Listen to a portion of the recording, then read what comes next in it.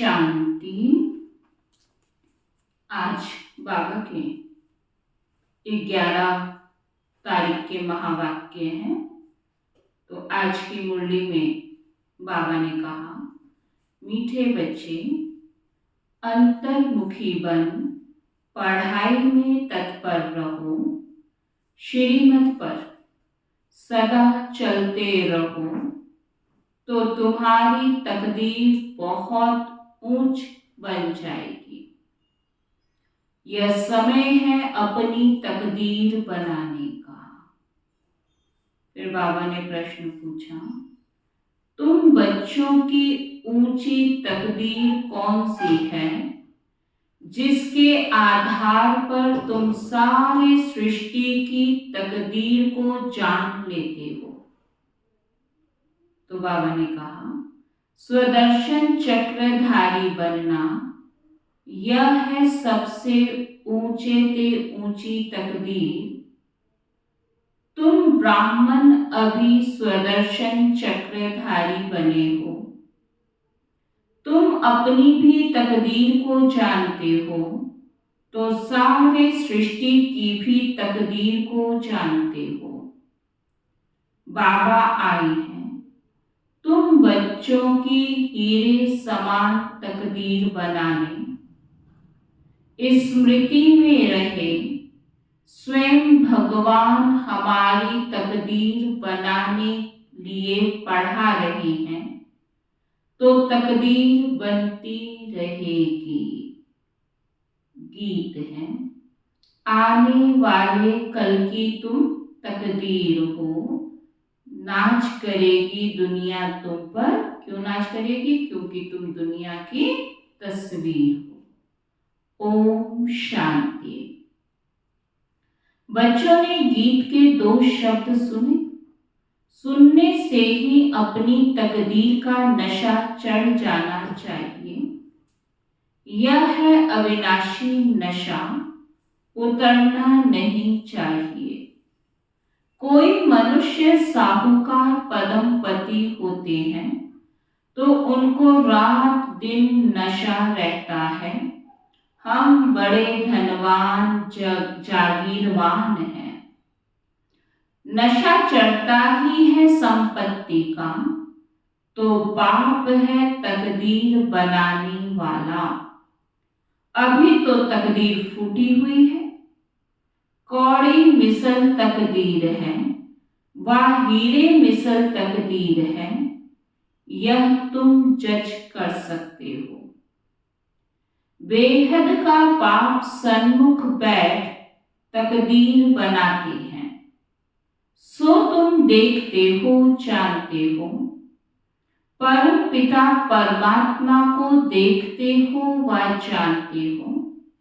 बच्चे जानते हैं हम आत्मा हैं, भल आत्मा को देखते नहीं हैं, परंतु निश्चय है कि हम आत्मा है। स्टार मिसल है, भ्रिकुटी के बीच में रहते हैं। इस समय तुम बच्चों को आत्म अभिमानी बनना है। इस देह में रहने वाले को आत्मा देही कहा जाता है। आत्मा को अभिमान है कि हमको परम पिता परमात्मा आकर मिला है। बच्चे बाप के पास जन्म लेते हैं तो वारिस होते हैं। फिर कोई तो पाई पैसे की तकदीर पा लेते हैं, कोई तो कुछ भी नहीं पाते, सिर्फ जन्म ही पाते हैं। कोई कोई है जिनके 5-6 बच्चे हैं। नौकरी कम मिलती है तो समझते हैं हमारी तकदीर में यह था। औरों को देखते हैं उन्हों की तकदीर में कितने महल माड़ियां ताज व तखत है। मनुष्य के तकदीर की वैरायटी है ना, किसकी किस्मत में क्या और किसकी तकदीर में क्या है।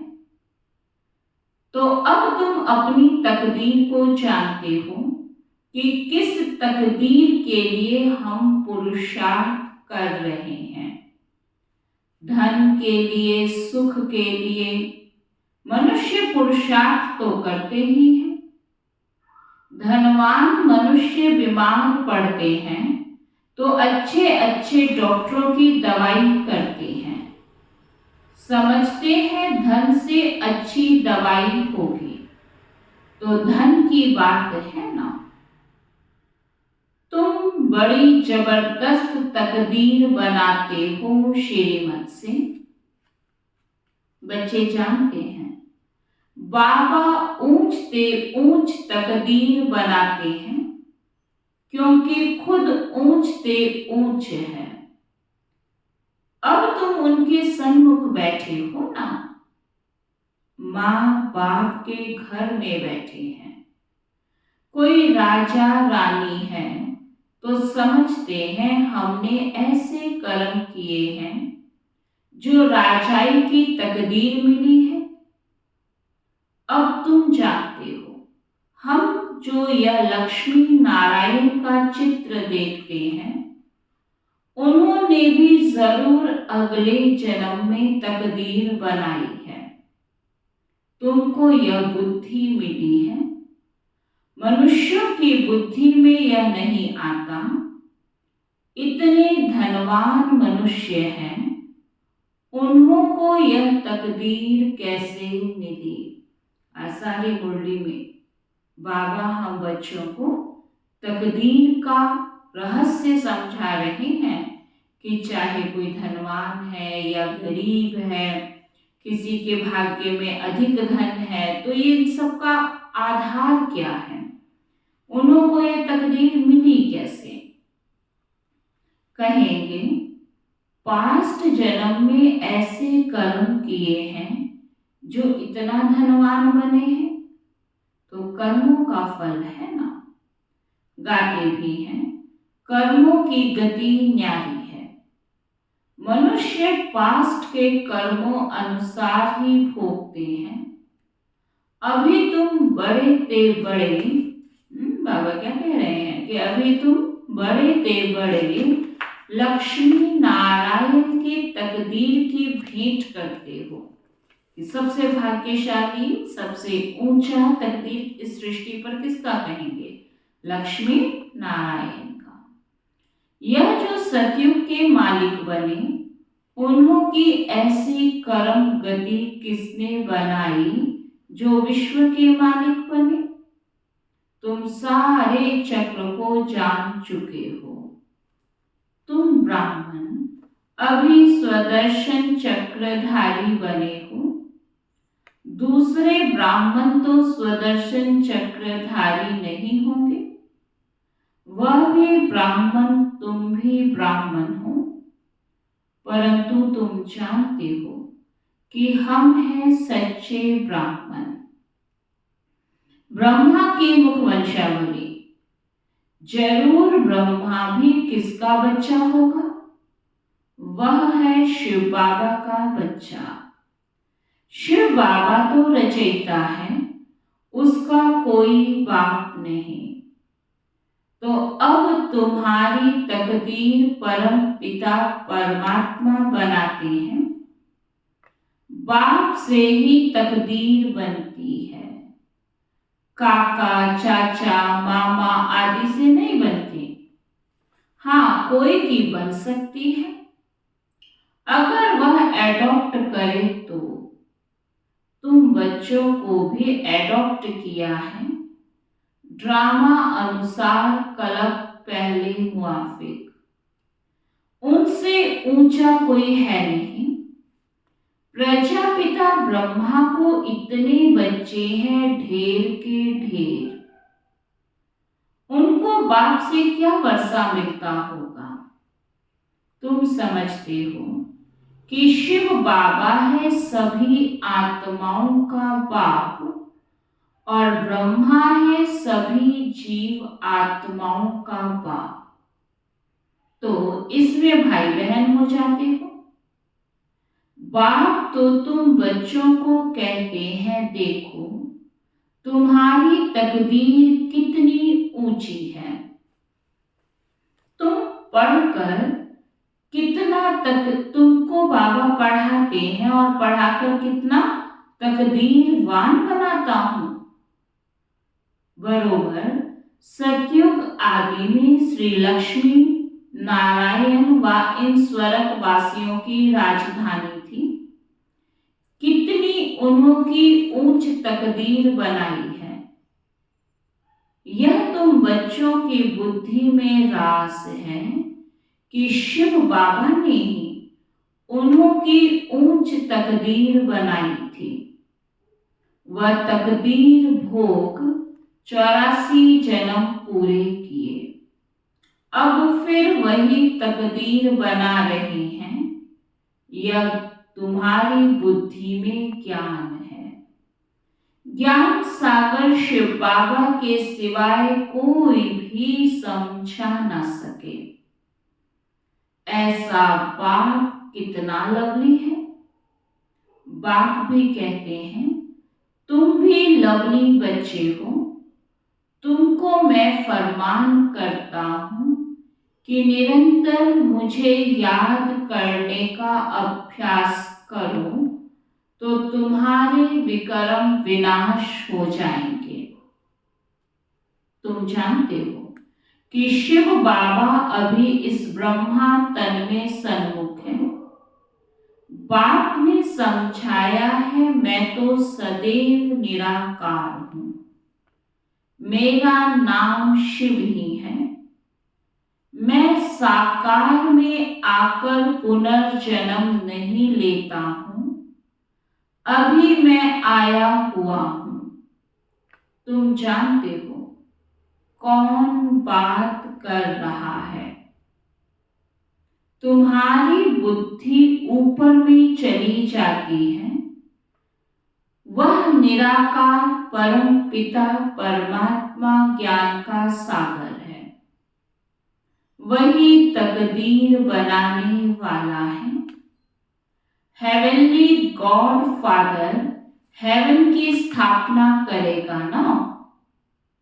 तुम जानते हो बाप कैसे ब्रह्मा तन में सन्मुख बात कर रहे हैं। कहते हैं लाडले बच्चे अब ड्रामा पूरा हुआ। आत्मा सुनती है।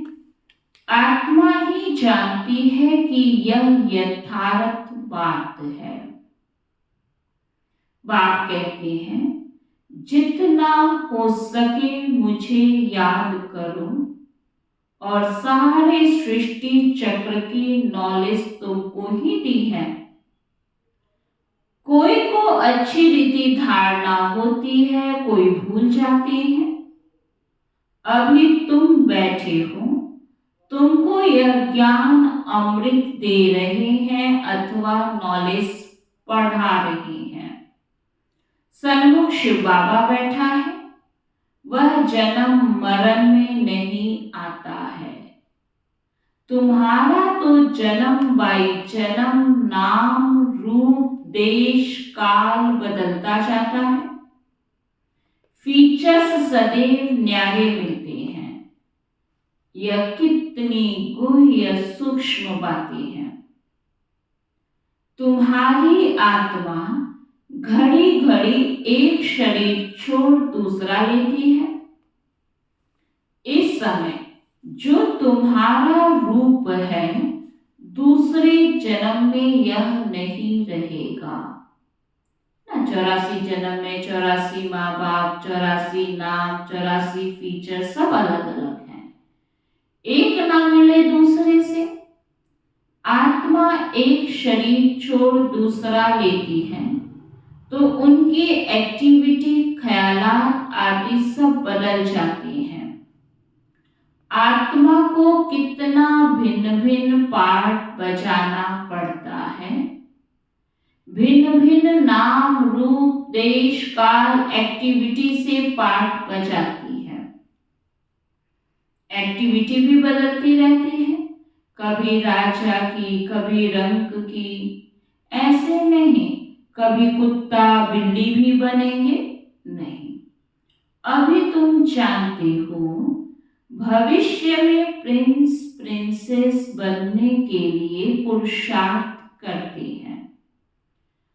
मनुष्य से देवता बन रहे हैं। यह मम्मा बाबा भी पुरुषार्थ कर रहे हैं, फिर भविष्य में जाकर लक्ष्मी नारायण बनेंगे। हम भी जितना अपनी तकदीर बनाने लिए पुरुषार्थ करेंगे, उतना बहुत सुख मिलेगा। कितनी जबरदस्त कमाई है। वह तो करके अलग काल सुख के लिए पढ़कर इसी ही जन्म में बैरिस्टर आदि बनेंगे। दूसरे जन्म की बात ही नहीं।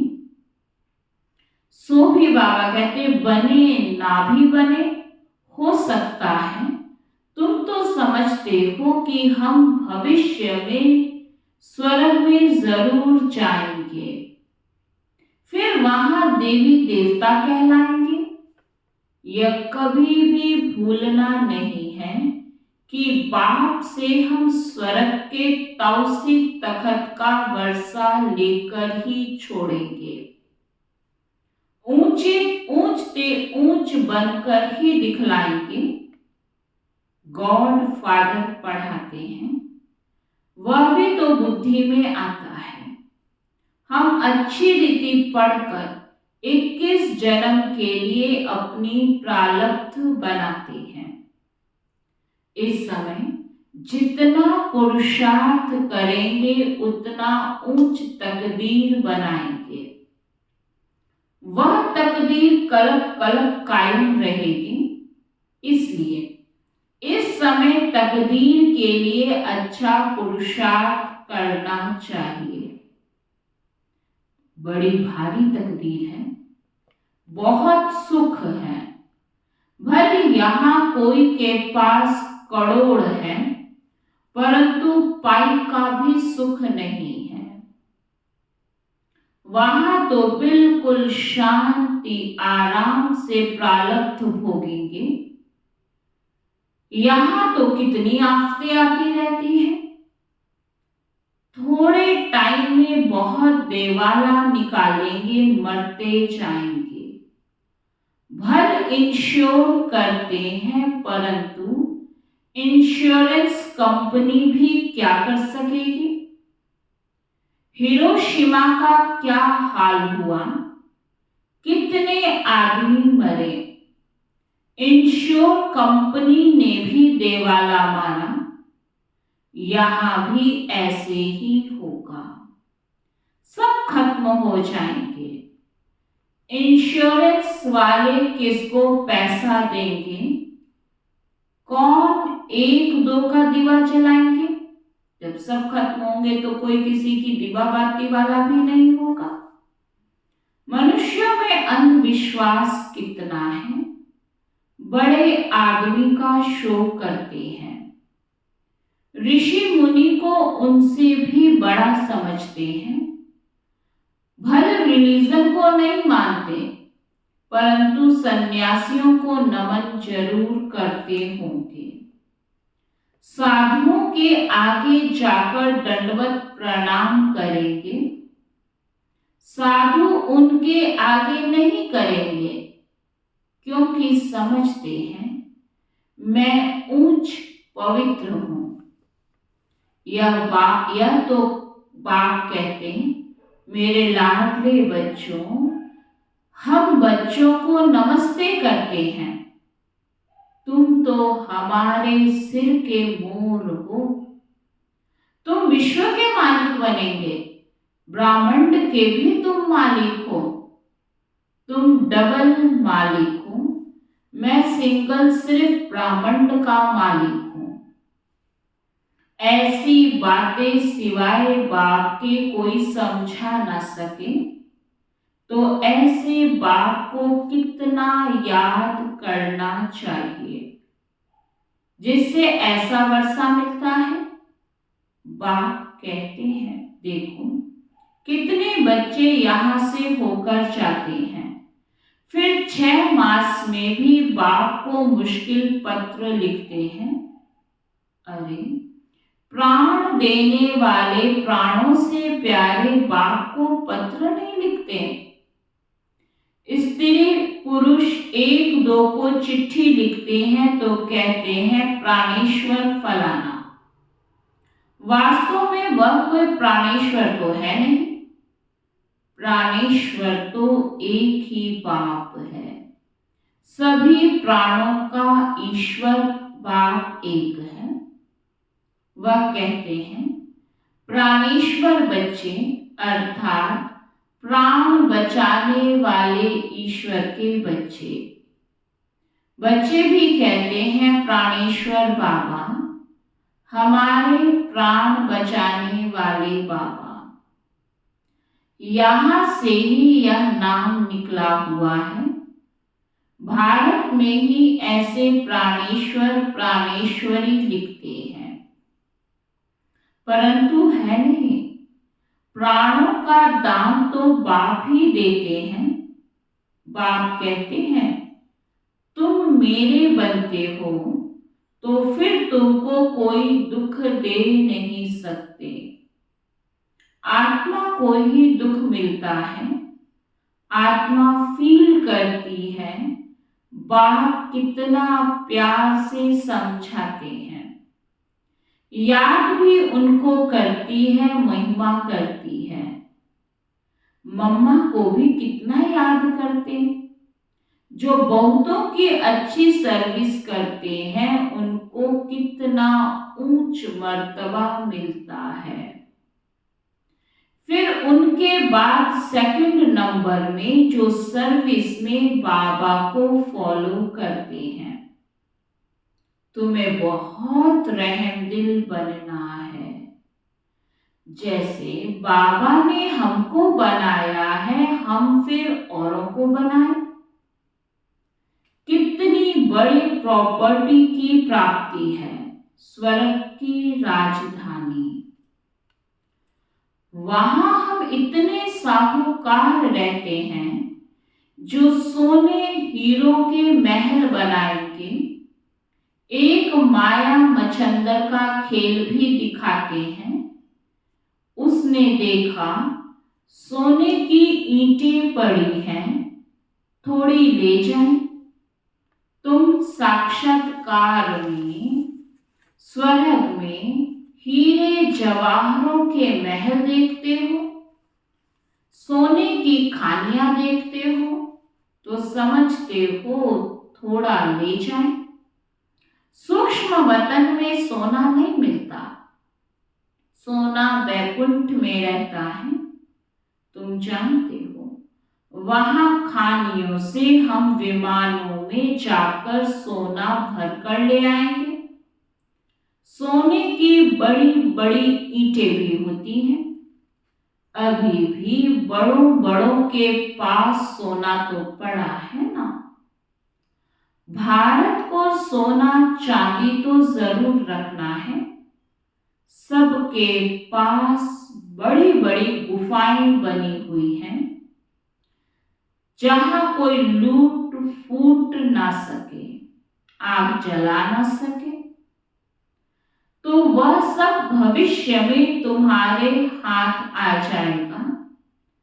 जिन एरोप्लेन आदि द्वारा अभी बॉम्ब्स आदि गिराते हैं विनाश के लिए, वही चीजें फिर सुख के लिए निमित्त बन जाएंगी। सतयुग में यह सब थी, फिर प्रायलोक हो गई, अब फिर बनी है। तुम जानते हो कैसे खानियों से जाकर ले आते हैं। खानियां सब नई हो जाती हैं, अभी तो पुरानी है। तो ऐसी तकदीर बनाने वाले बाप से पूरी तकदीर लेनी चाहिए। इसमें गफलत नहीं करना चाहिए। बाप और वर्षे को याद करो। बाप कहते हैं एक में मोह लगाओ, स्वर्ग को याद करो। अच्छा, मीठे मीठे सिकी लदे बच्चों प्रति माता पिता बाप दादा का याद प्यार और गुड मॉर्निंग। रूहानी बाप की रूहानी बच्चों को नमस्ते। हम सब रूहानी बच्चों की रूहानी बाप दादा को दिल व चांद सिकवा प्रेम से नमस्ते नमस्ते नमस्ते जी। धारणा के लिए सार है, अपनी ऊंच तकदीर बनाने में गफलत नहीं करनी है। श्रीमत पर अच्छी रीति चल पढ़ाई के आधार से ऊंची तकदीर बनानी है। प्राणेश्वर बाप की याद में रह सबको प्राण दान देना है, सबके प्राण बचाने हैं, किसी को भी दुखी नहीं करना है। वरदान है, मालिकपन की स्थिति में रह प्रकृति द्वारा सहयोग की माला पहनने वाले प्रकृति चित भव। मालिकपन की स्मृति में रह प्रकृति द्वारा सहयोग की माला पहनने वाले कौन? हम प्रकृति चित हैं। प्रकृति आप मालिकों का अब से आवाहन कर रही है। चारों ओर प्रकृति के तत्व हलचल करेंगे, लेकिन जहां आप प्रकृति के मालिक होंगे वहां प्रकृति दासी बन सेवा करेगी। सिर्फ आप प्रकृति जीत बन जाओ तो प्रकृति सहयोग की माला पहनाएगी। जहां आप प्रकृति जीत ब्राह्मणों का पांव होगा, स्थान होगा, वहां कोई भी नुकसान नहीं हो सकता। तूफान आएगा, धरनी हिलेगी, लेकिन बाहर सूली होगा और यहाँ कांटा। सभी आपके तरफ स्थूल सूक्ष्म सहारा लेने के लिए भागेंगे। स्लोगन है, अलौकिक सुख व मनरस का अनुभव करना है तो मन मनाभव की स्थिति में रहो। अगर अलौकिक सुख लेना है, मन रस का अनुभव करना है, तो उसके लिए मन मनाभव अर्थात बाबा की याद में रहो। और आज का अव्यक्त इशारा है, तकदीरवान बच्चे हर संकल्प, बोल और कर्म में फॉलो फादर करते हैं। उनके हर बोल में नम्रता, निर्माणता और महानता होगी। जो अपने को निमित्त समझते हैं, उन्होंने महानता के साथ नम्रता अवश्य होगी। अगर नम्रता के बजाय महानता या महानता के बजाय नम्रता ज्यादा है तो भी सफलता मूर्त नहीं बनेंगे। ओम शांति।